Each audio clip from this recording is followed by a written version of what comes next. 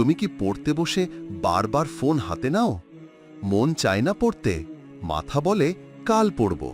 কিন্তু জানো কি, এই পড়ালেখাটাই একদিন তোমার দোয়ার সবচেয়ে বড় কারণ হতে পারে।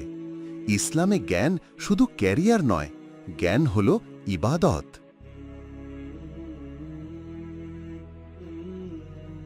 আল্লাহ কোরআনে বলেন, যারা জানে আর যারা জানে না তারা কি সমান?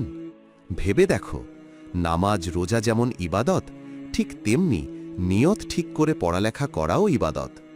যদি তুমি পড়ো পরিবারকে সাহায্য করার জন্য, হারাম থেকে বাঁচার জন্য, উম্মার উপকার করার জন্য, তাহলে তোমার পড়া সওয়াবের খাতায় লেখা হচ্ছে।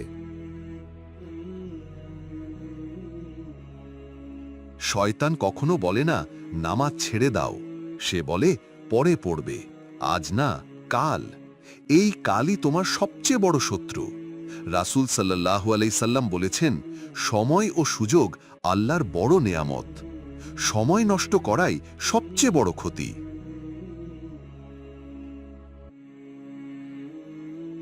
অনেকে পড়ে না কারণ তারা ভয় পায় ব্যর্থ হতে। কিন্তু শোনো, ইসলামে ব্যর্থতা নেই, চেষ্টা আছে, সওয়াব আছে, আল্লাহর সাহায্য আছে। ফল তোমার হাতে নয়, কিন্তু চেষ্টা তোমার দায়িত্ব।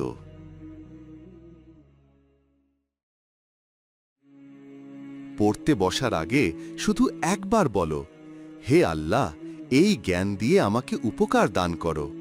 নিয়ত করো, আমি পড়ছি যেন বাবা মা হাসে, হারাম থেকে বাঁচি, সমাজে উপকার করতে পারি। এই নিয়তি তোমার পড়াকে ইবাদতে বদলে দেবে।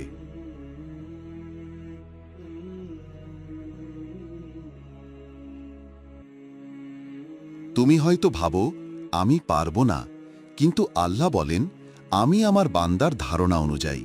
তুমি যদি বিশ্বাস করো আল্লাহ তোমার পড়ায় বরকত দেবেন, তাহলে সেই বরকত আসবেই। কম পড়েও কেউ সফল হয়, কারণ সেখানে ছিল দোয়া প্লাস চেষ্টা প্লাস তাওয়াক্কুল। আজ যদি তুমি পড়তে বসো, হতে পারে আগামীকাল কেউ তোমার কারণে অনুপ্রাণিত হবে। হাল ছেড়ো না, আল্লাহ তোমার পরিশ্রম দেখছেন। আজকের এই পড়ালেখাই আগামী দিনের দোয়ার উত্তর হয়ে উঠতে পারে।